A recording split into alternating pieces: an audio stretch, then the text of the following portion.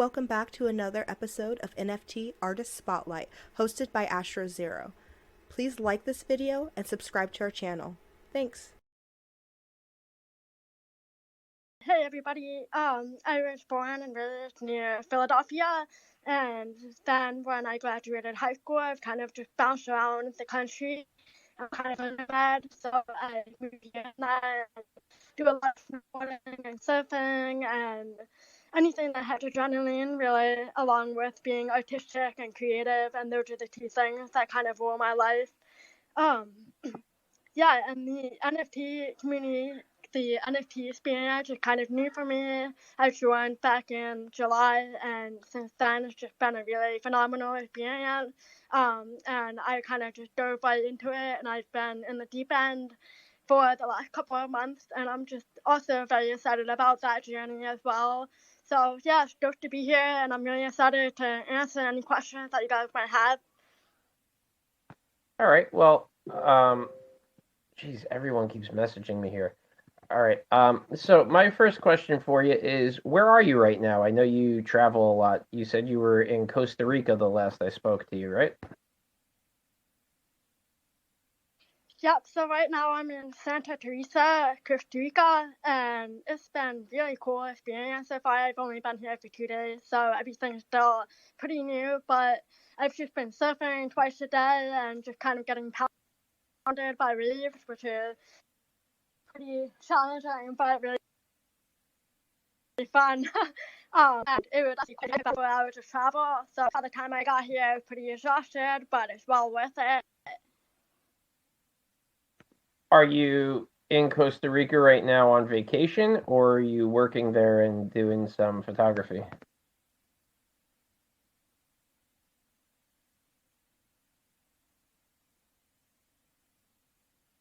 Sorry, the captions are really slow. 1 second.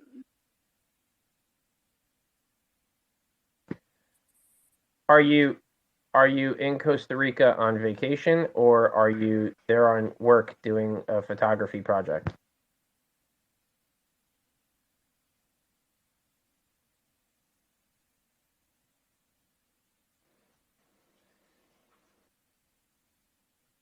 Are we having another little issue with the? This is not working right now. Yeah, it's the captions. The captions are not working out. She's having to read the captions. That's okay. All right, we'll try this again real quick. Are the captions working, Jamie? Yeah, they're working now. Sorry about that. There was a little delay there. But I'm just here for fun mostly, and just to keep creating and take photography and video and fly the drone, hopefully. But yeah, it's mostly just fun and just kind of like hitting the reset button because work with freelance photography has been really challenging in the last like 5 months or so. So I was like, I just need to get away and kind of hit the reset button, you know? Yeah, very cool. What I'm going to do, if we do have a little bit of a delay with the captions, Jamie, I'm going to send you the question over Telegram as well, if we start getting some difficulties, okay? Yeah, perfect. Okay, awesome. So my next question for you is photography something that you've done your entire life, or is it something that you just kind of gotten into in your high school or like teenage years going into adulthood?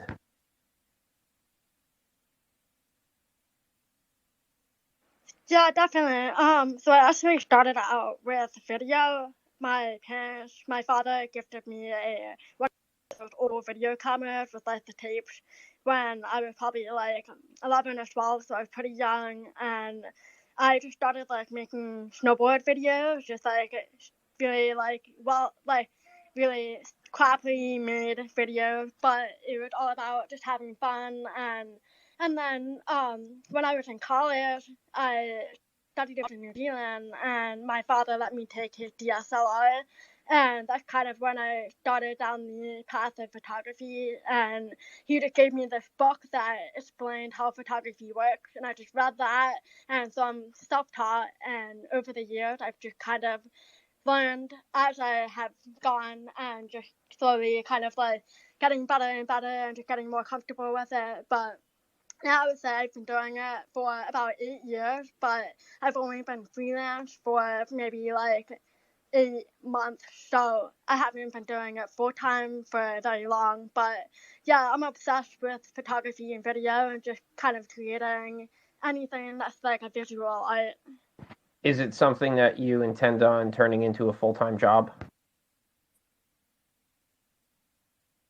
Yeah, absolutely. It's already a full-time job, but as I kind of mentioned earlier, it's been a really challenging kind of start into it as a career. And that's kind of the initial reason I started looking into the NFT thing. But once I joined the community, I realized like how many awesome people there are here, and so now it's not just about the money; it's also about being a part of like this huge movement, you know.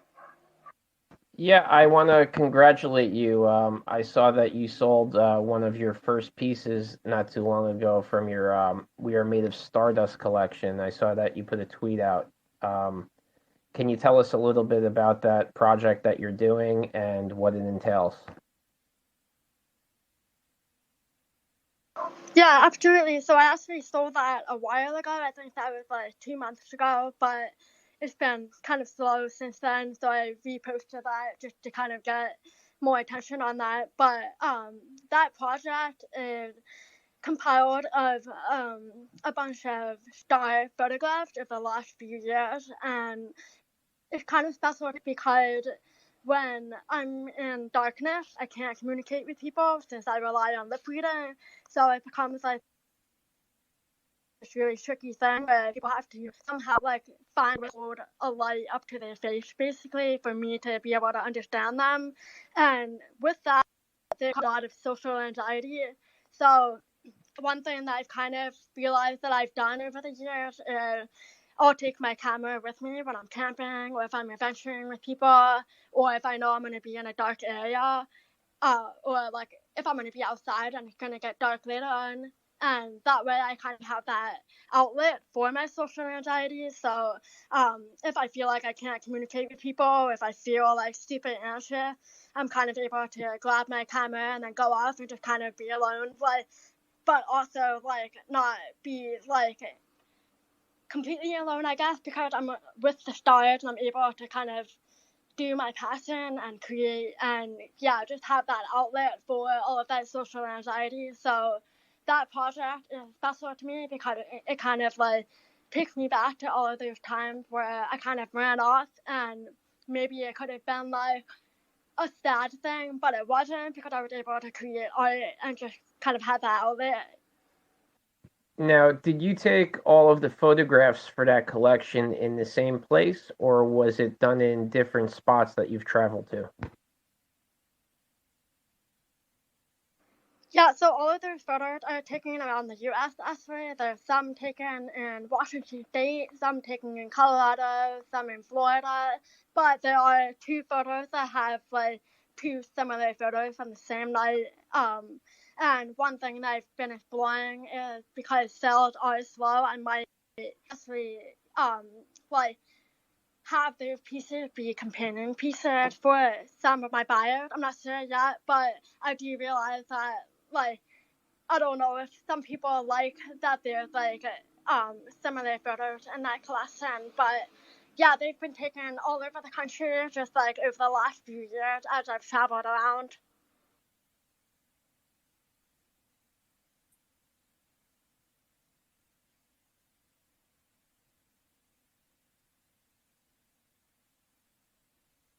Am I right? Yeah, that's awesome. Very inspiring, Jamie. We're Thank waiting you. on Dave. He's got technical difficulties.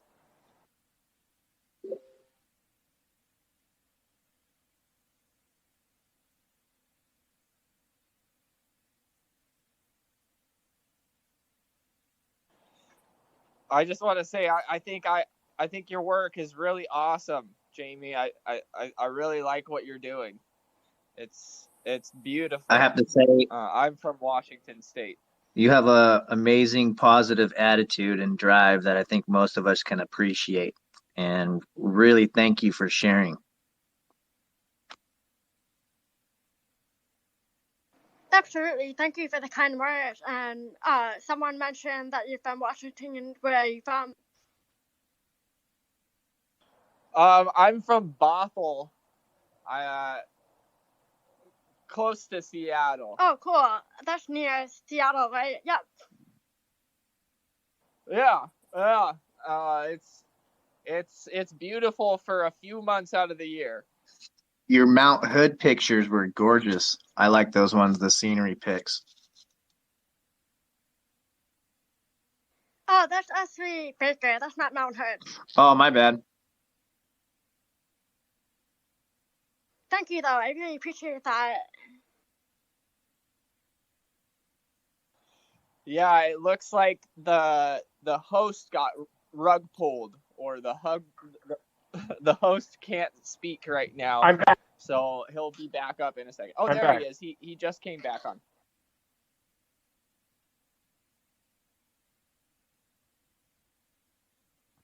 Sorry about that, everybody. You got me, Jamie? Yeah, going around, huh? Yeah. Yeah. Seems everybody has a little bit of an issue tonight with the space, not just you earlier. All right. Are you? Well, I'm glad you're back. I'm glad I'm back too. All right, we're gonna continue. Okay. So, do you only do digital photography, or do you also develop negatives in the dark room and do old-fashioned photography as well? I do take film photography as well, but I don't develop it myself. That's not something I know how to do, but that's definitely something that I would like to learn how to do.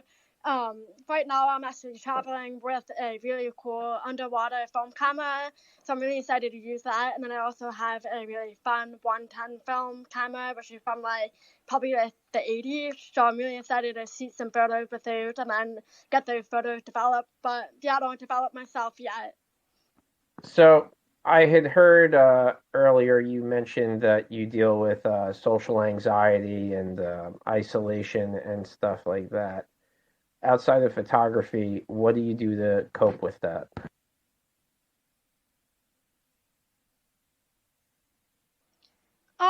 I do a lot of sports. I'm a big snowboarder and surfer, skateboarder, and I also hike a lot. And so I definitely gravitate toward adrenaline. I'm kind of like a crazy person sometimes, but I like to do anything outdoor to help cope with social anxiety and anxiety in general.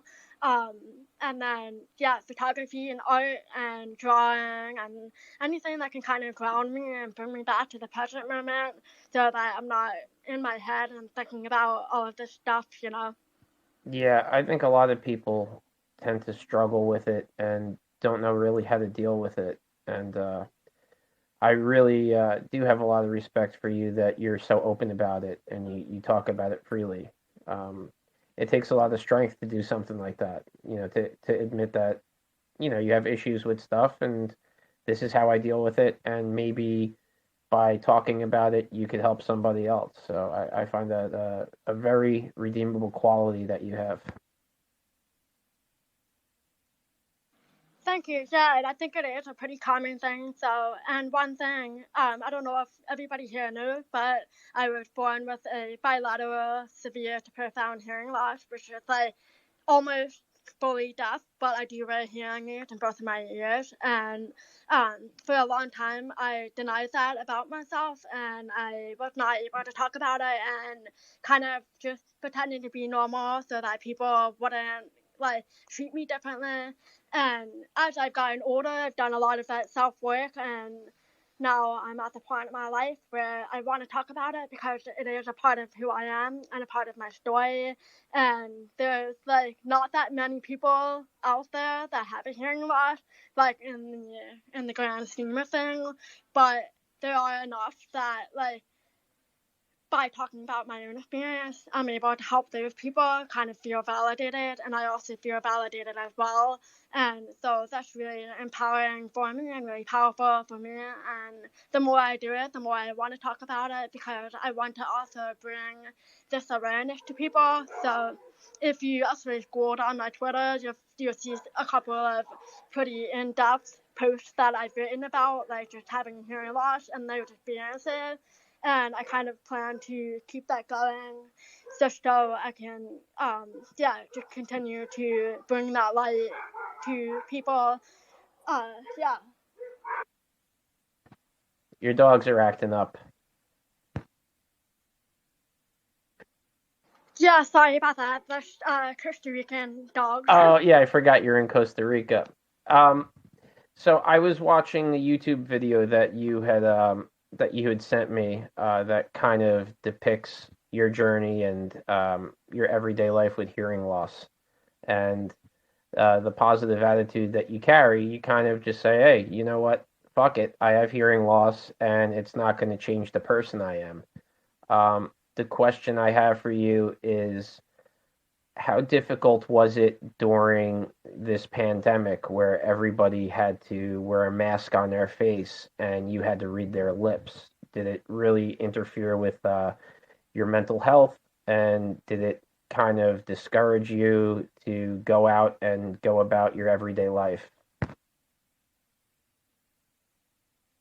Yeah, absolutely. I mean, man, it's still hard. I mean, like, I can't really be my fullest self, my true self, because like I'm not able to just go out and communicate with people really easily like most people can. I know some people struggle with masks even with full hair, but for me it's just kind of like complete isolation. I mean, I read people by seeing in their mouth, and so by going out into public and everybody's mouths are covered, like there's just no way for me at all, and that is like very hard. And so like absolutely it definitely changed a lot of things for me. I am very picky about how, like when and where I go, if I go out in public, and who I'm with. Like am I with people that I'm comfortable with who kind of understand my situation, or am I going to be with someone that isn't going to understand that, and how am I going to navigate that, you know?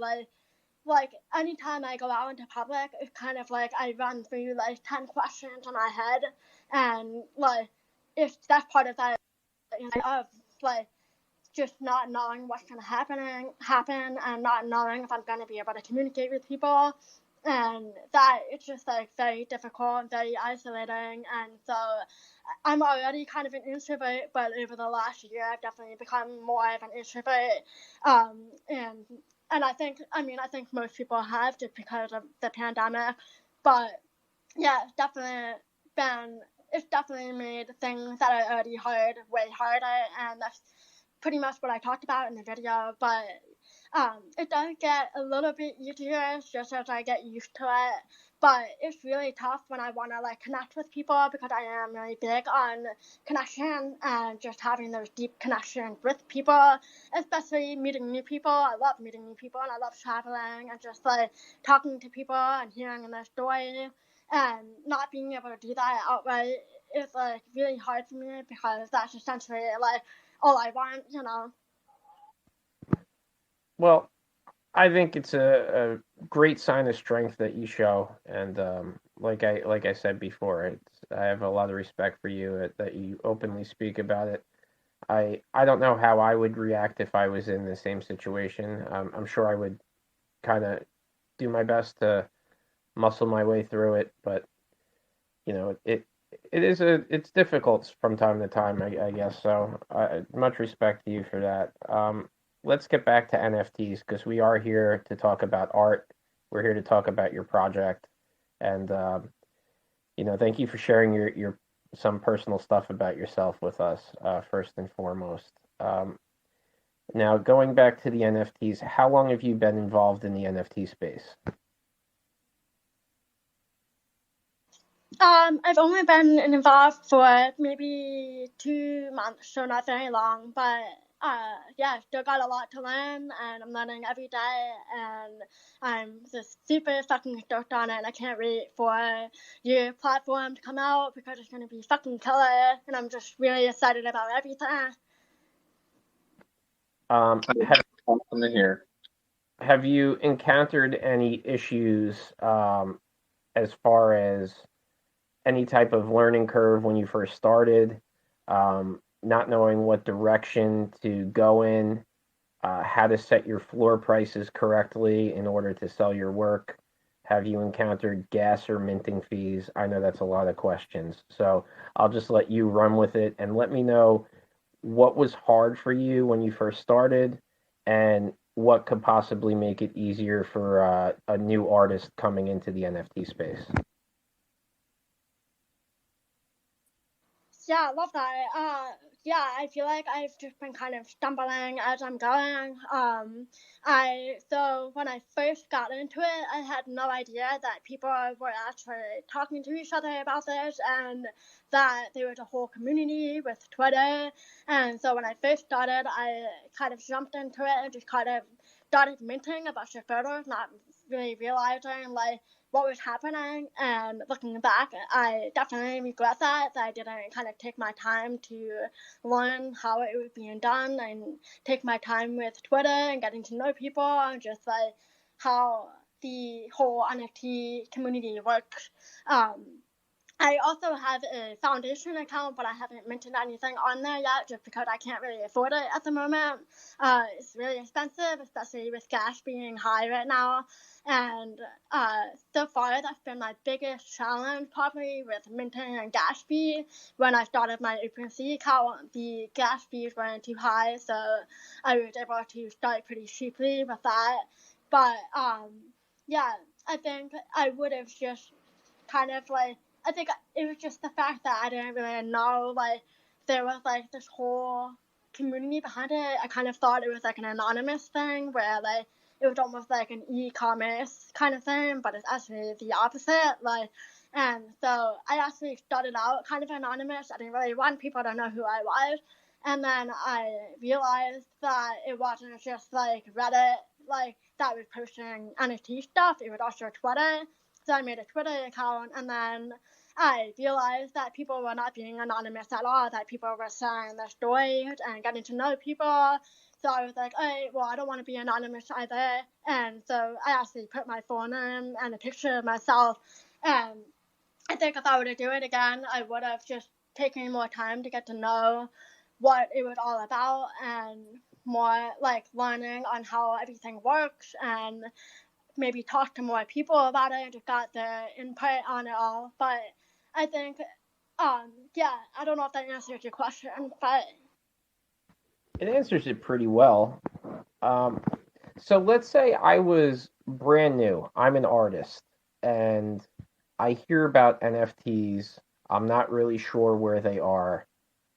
Would the first thing or the thing that gets shoved down my throat the most be get on an Ethereum blockchain? Or when you're a new artist, are you kind of familiar with multiple blockchains like Polygon, Cardano, Solana, other types of marketplaces? Or as a new artist, do you basically only see Ethereum and OpenSea? that's a good question. So I do know about like Solana and Cardano. I don't know as much about Polygon. I got into Ethereum just because it was like the most popular and because it seemed like most people were buying on ETH. But yeah, I think knowing more about the other blockchains would also be really helpful because I would like to like make an account on a Solana blockchain, but I just don't really know like how big the market is on that, and I don't really like. Yeah, I just don't know as much about it, I guess. So. Are you a big coffee drinker? Fuck yeah.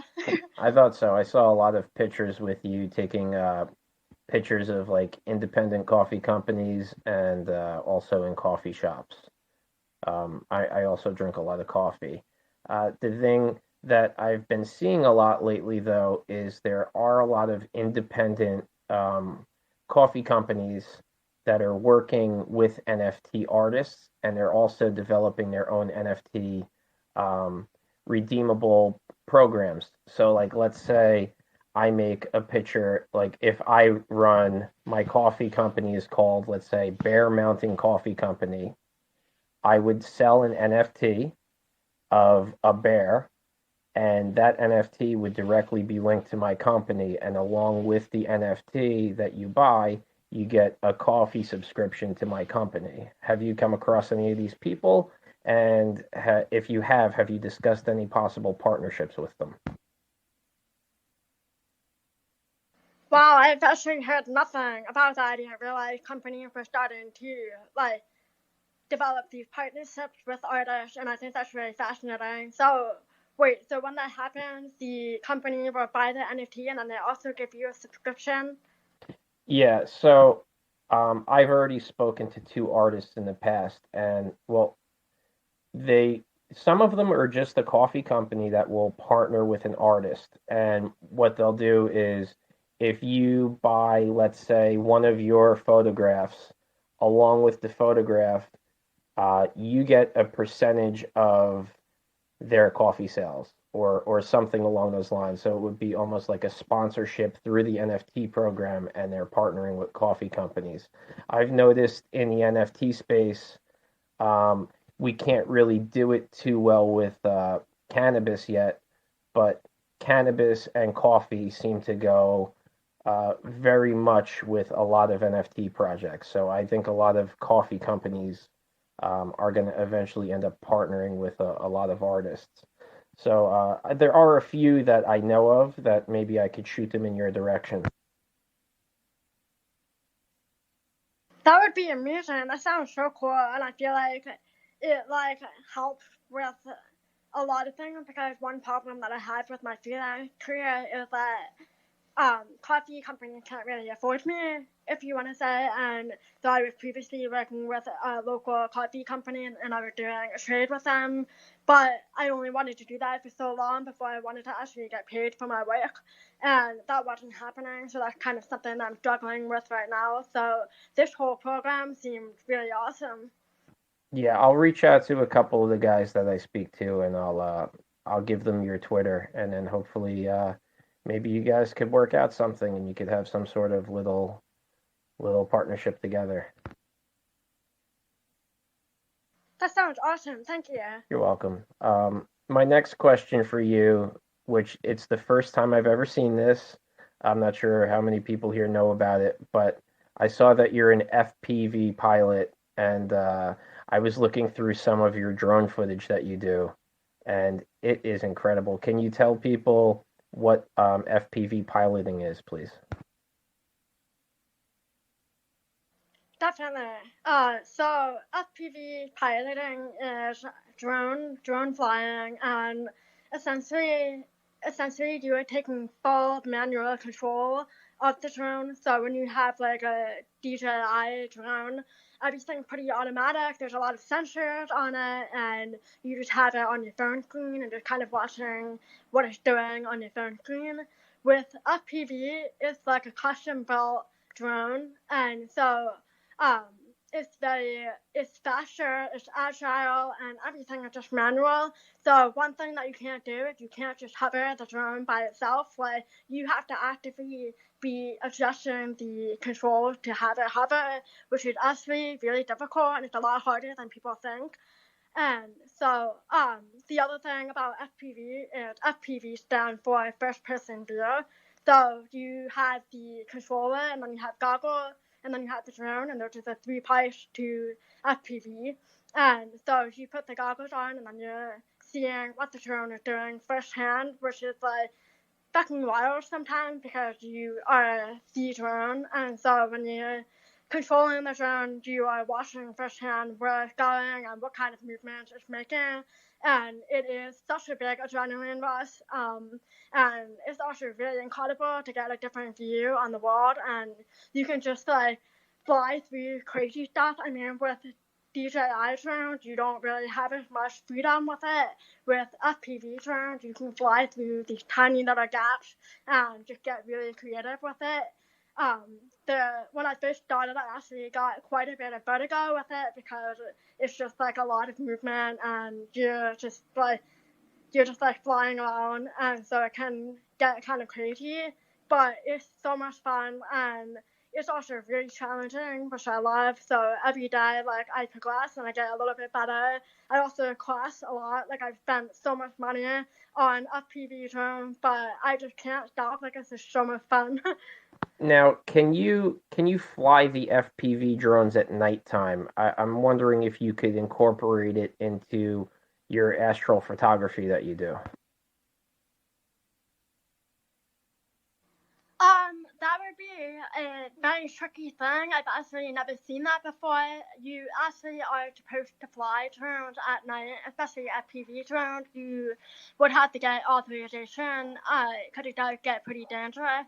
And as far as photography with FPV drones, like the ones that most people have access to, they film with a GoPro, so the GoPro quality isn't like the best quality ever. So yeah, I'm not sure if that would be totally possible, but maybe in the future. All right, because that's something that really kind of caught my eye. And recently, I was with my girlfriend. We went out to San Francisco and we went to the California Academy of Sciences, and we went to the planetarium there. And the first thing I thought when I was watching your FPV footage was when we were in the planetarium and you were kind of flying through space. They would have you flying through different galaxies, the Milky Way galaxy, Andromeda, and it kind of the way it was carrying you, like you were in the IMAX facility, kind of made me think of the same type of flight pattern that you were using with your FPV drone. That's why I was curious if you could fly them at nighttime. Wow, that sounds incredible. I wonder what kind of equipment they're using, because I'm sure it was like way expensive than what I had. But yeah, that sounds awesome. Yeah, it was pretty badass. I saw another one of your photography pieces. I think it would be more considered motion photography, called Revealing Mountain Peaks.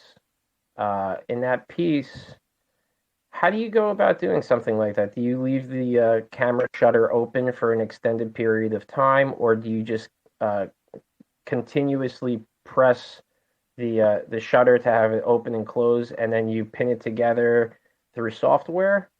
I'm curious how you go about making moving photography like that. Yeah, so that's another collection I have. I actually have 3 collections up on OpenSea, and one of my collections is 3 hyperlapse and 3 time lapse. And I love making both of those types of photography, moving photography. With the time lapse, you set the camera on a tripod, and it automatically takes a photo like at an interval of time. So you can set it for every 30 seconds, every 50 seconds, every minute, whatever you want. And after that, it kind of compiles it into a video. And yeah, I think time lapse can be really special because first of all, you're taking all of these different photographs and you're piecing them together to make a video. And then also just the fact that we are able to freeze a moment in time and just kind of bottle that up and put it in your pocket. I think that's really special. And then I also have some hyperlapse, which is a little bit different. That's a more tedious process because you have to walk in a really specific line, and you have to hold your camera at a really specific height. Like, you have to keep it the same the whole way, and you also have to point your camera at a specific part of whatever your hyperlapse are. So it's kind of complicated, but you pretty much take however many photographs. With my hyperlapse, I have ranging from 48 photographs to like 160 photographs. and they're all just me walking, like taking one step at a time, taking a photo of each of those steps, and then you with the hyperlapse, I actually go in and I edit each of those photographs individually, which is kind of tedious as well. And then after that, I piece them together to make that moving video, and I think it comes out really cool because it's kind of a different way to show structures or show people or show nature, and it's just kind of unique looking. It almost looks like 3D or something like that. But yeah, I have a lot of fun making those. Going back to the FPV photography real quick, because I almost forgot. Are you also interested in virtual reality? I am, but I don't know a whole lot about it, to be honest. Okay, because it seems kind of to tie in a little bit, to me at least, from somebody that doesn't do either. I don't know, I kind of saw you with the mask on and I was thinking it was something almost like a simulation. Yeah, it's kind of the same thing where you have goggles on and you're like seeing this different reality, but yeah, I feel like, yeah, I have no idea because I've never really experienced virtual reality, so I am curious like how similar the two things are. I'm going to ask a couple more questions and then I'm going to open it up to whoever would like to ask Jamie some questions. The next question that I have for you is, have you done any freelance work for any magazines like National Geographic or something of the sorts, or maybe Astronomy Magazine? Has any publications published any of your work? I have not. I'm pretty inexperienced with that. I don't really know how to make that happen or how to make the right connection. And I haven't really tried to reach out to many magazines. So if anybody knows anything about that, I'm happy to take some insight on that. But so far, I haven't had anything publicated or anything. I saw that you take a lot of photographs of nature predominantly, whether it be water, mountainsides, or just nature in general. Is that pretty much your go-to? Or is there other types of platforms that you like to also photograph? Yeah, mostly water, like the beach or forest, rainforest, mountains. I mean, I'm pretty much always out in nature, and so yeah, that's probably my favorite thing to capture. Although my favorite genre is probably adventure photography, just because I'm always trying to adventure. So I love like capturing people out doing crazy stuff like snowboarding or backflips off of boats or whatever it is, and so I would love to just keep doing that. I guess like if I were to shoot anything to do for the rest of my life, it would probably be adventure photography, because that like just the combination of adventure and photography just fills me up so much. It looks like you have a pretty supportive boyfriend as well that goes along on these adventures with you, huh? Yeah, I do. He's awesome. I love him because he's always down to go wherever with me and do like most of the crazy stuff that I want to do. Unfortunately, he's not here in Costa Rica with me just because he had to work. But we do have another trip in mind. We are hoping to road trip down to Baja together and do some more surfing. So I'm really excited about that. But he's incredibly supportive and really understands me on a deep level. And so he's able to kind of empathize with me with my hearing loss, which is like insanely like amazing, because obviously like that's a big thing I deal with, and so having someone that wants to understand that and is able to hold space for that is really important. So yeah, I love him a lot, and he's fucking awesome. That's fantastic. I'm really happy for both of you.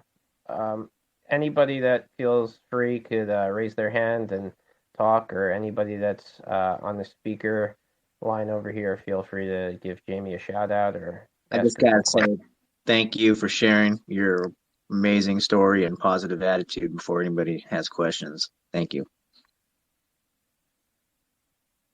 Thank you, Dr. I appreciate you being here and just listening and hanging out, and thank you for the kind words. So does anybody have any questions or? Yeah. So how much has Twitter Spaces, or how much Twitter Spaces have you done so far in your NFT experience? So I am actually pretty hooked on Spaces. I'm in them pretty often. I actually, when I first joined Twitter, I was told about Spaces, and I was like, oh, well, I'm not able to do that because I need to be able to, like, see people when they talk or have some kind of visual.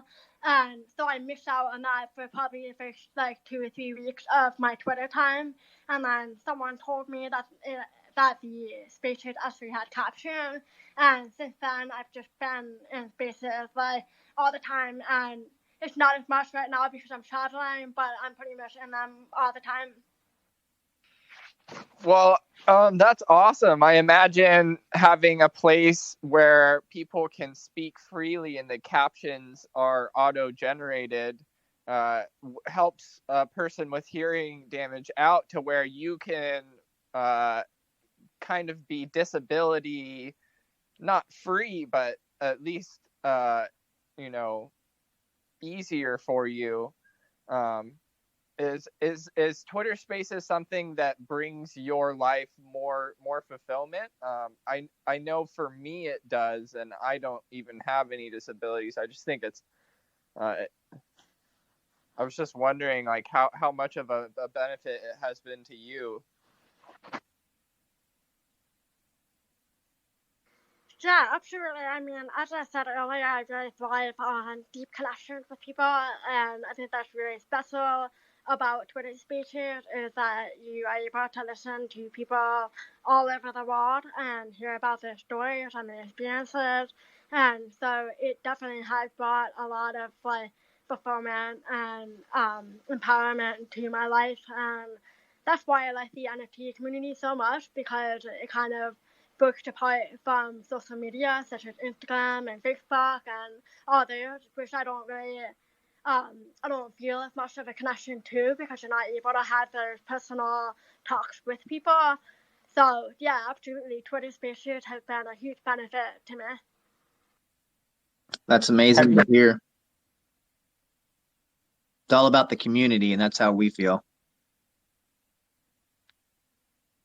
Exactly. Have you noticed, or how can I say this correctly?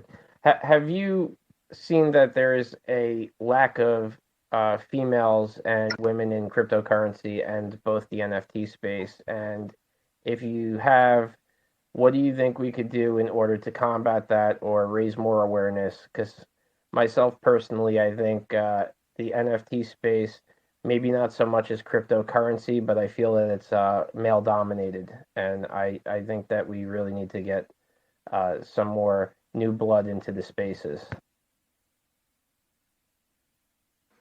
I love that. That's extremely powerful, and I just have a lot of respect for you for even bringing that up. So I really appreciate that, and that just makes me even more stoked on AstroZero. Like, fuck yes. But yeah, it is very male dominated, and that's something that I've bonded with other females on. Is just having that trans come into the NFT community. It is unfortunate that that's kind of what it is right now, but I do think that can change, and I think that can change just by giving women more of a voice, and in whatever way that might be. I mean, you guys kind of highlighting females in your AMAs is really important, and I think that's already a really good step. And also just allowing women to have, I don't want to say power, but some sort of leadership role, I guess. Maybe whether it's within the NFT platform or within the community, and just giving that chance for women to be alongside men, if you will. And yeah, it's kind of tough because I do think there are more males in the community, for whatever reason that might be, but there are a lot of really incredible women out there, really, really incredible, like, financial women that know a lot about, like, cryptocurrency and just, like, all of the deep details of that, and then also a lot of really intelligent, like, people and women that know just like so much stuff, and I just think that we just need more of a voice, and especially female artists. I mean, there's so many female artists out there, and I'm not really sure why they aren't up there with the like in the top 10, which is all men. So it's really interesting, but I guess it's also kind of typical, but I'm kind of rambling here, but I hope that kind of answered your question. Have you came into contact with the NFT project called World of Women NFT? Yes, absolutely, and so cool. Yeah, they have.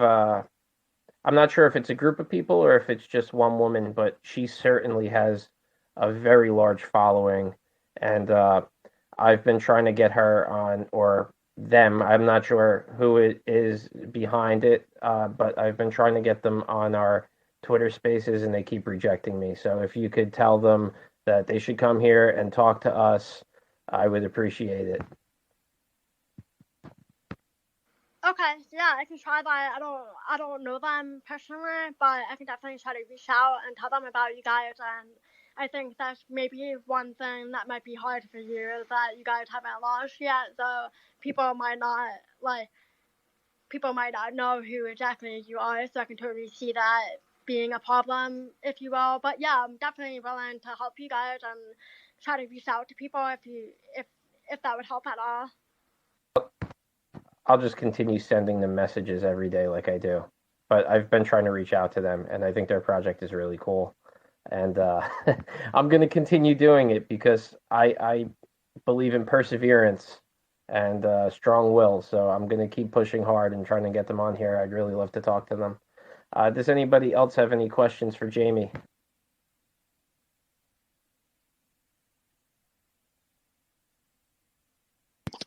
Feel free to ask me anything if anyone has any questions. No, I don't have any questions, but I do want to thank you for coming to this Twitter space and having a discussion with us about your art and where it comes from and how you create it and all that stuff. We really appreciate it, and I know from the bottom of our heart, thank you from all of the Elon One family to you for sure. Absolutely. Thank you so much for having me. I'm really excited, and yeah, I'm just super stoked on the community and really excited to see where AstroZero goes. So yeah, I really appreciate you guys holding space for me and giving me this opportunity. What's your favorite country?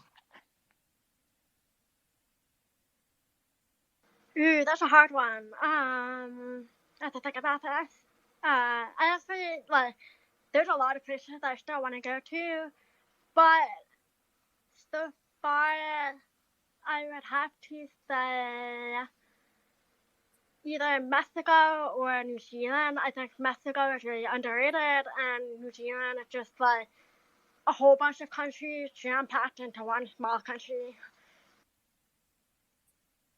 I'm jealous. What about you? Vietnam. Ooh, that's a good one. I actually traveled through Southeast Asia, and I just backpacked for 3 months, and Vietnam was one of the countries I really wanted to go to, but I didn't have the opportunity to, and I'm kind of bummed about that, so I definitely want to go back and see Vietnam. Oh, you missed out. Which is your favorite Southeast Asian country? That's also a really good question.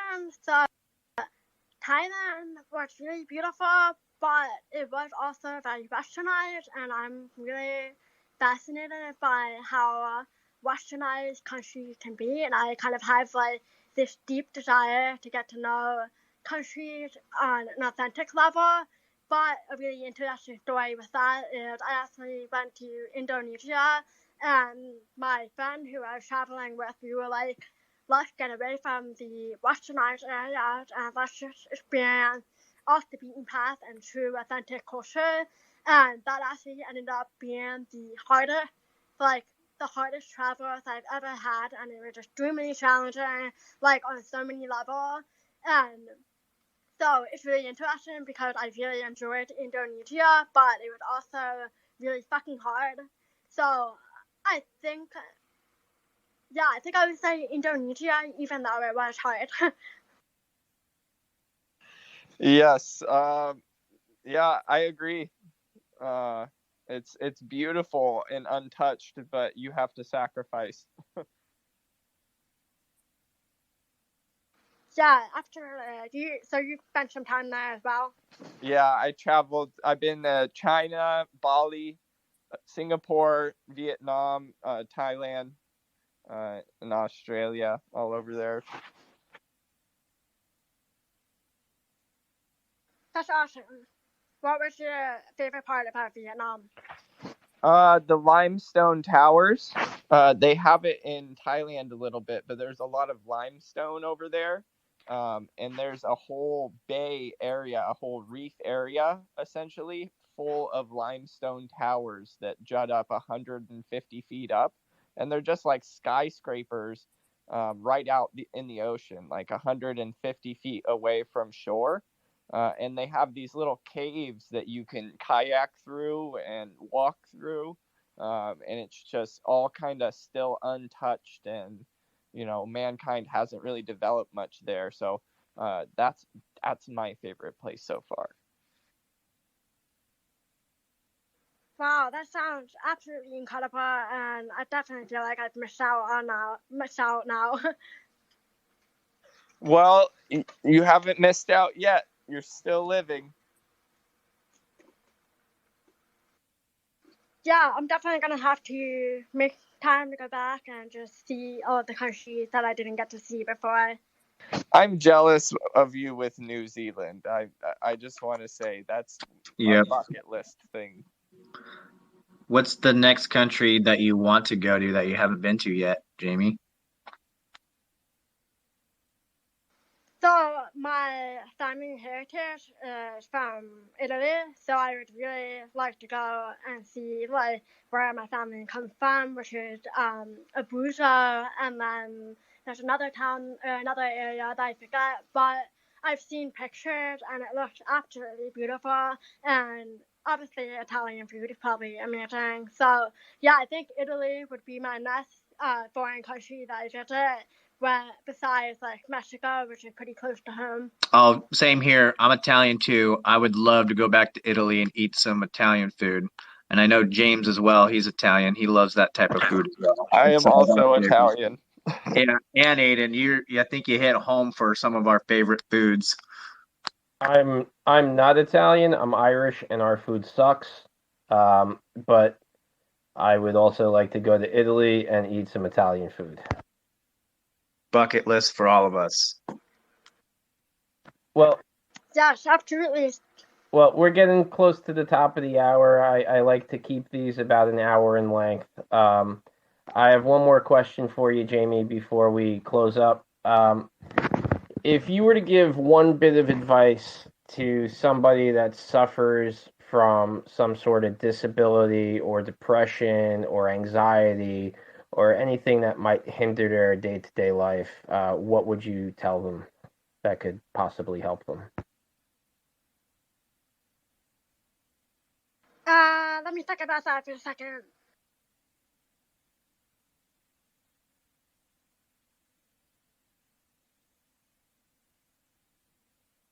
That's a good question. That's also a hard question because everybody kind of has a different experience and everybody has a different outlet and a different way of coping.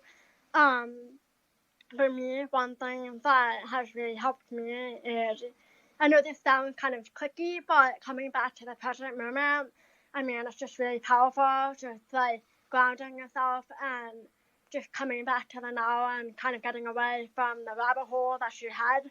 And I think that it kind of like the main thing, maybe for a lot of people with anxiety and depression, is kind of getting pulled into that rabbit hole that's in your head. And I know it's not as easy for a lot of people to come out of that, but I think finding ways to kind of like just come back to earth and come back to like the present moment can be really powerful, because it kind of like reminds you maybe like what you're doing on earth. And yeah, that's a hard question to answer, but as far as a disability, yeah, I don't know. I think just having an outlet is really important, and finding a way to cope with that, and also being able to talk about it. Being able to talk about it has really changed my life, because I'm more secure within myself. I used to be really insecure, and like I said, I would deny that aspect about myself, and that did not help. I mean, I wasn't able to connect with people on a deep level because I wasn't being my true self. And so I think something that can be really powerful is learning to love yourself for everything that you are, and embracing that, and just like, yeah, I guess accepting that about yourself, and that alone is going to allow you to just live a fuller life, because you're going to be more secure within yourself, and so you're going to be able to love other people and also receive that love. So yeah, I don't know if that makes sense, but that's kind of what I got. Yeah, I think being centered in the present is really important. As somebody who's in drug and alcohol recovery, we have a little saying, you can't control the past. Wait. You can't change the past, you can't control the future, but the true gift is the present. And that's something that I try to live in. I try to keep my brain centered on what is happening now, because we can't change anything that's happened in the past, and we don't know what's going to happen 10 minutes from now. But if you live in the moment, things are really beautiful. And I really appreciate the message that you brought here. I love your art. I appreciate you coming on our spaces with us and taking an hour out of your day to talk to us. I wish you the best of luck. You have a free pass to come here whenever you want. If you ever want to come back in and talk with our community, if you have a new project that you're dropping, feel free to just reach out to me, and we'll get you back on here. Jamie's website is jamiedelpizzo.com, and her Twitter is at Jaime Del Pizzo with a 0 at the end instead of an O. Shoot her a follow, show her some love, and Jamie, thank you so much. It was really great talking to you. I appreciate you. Thank you so much for having me. It was lovely talking to you guys and getting to know you guys a little bit more. And I'm just really grateful for this whole experience, and I'm excited to continue down this journey with you all. And thank you again. Thank you so much. We're gonna leave spaces open for anybody that wants to talk about whatever you want to talk about. Jamie, if you want to stick around and hang out, feel free. If you have something to do, I know you're on vacation. I don't want to take you away from surfing. So thank you again, and I hope I'll see you soon. Thank you.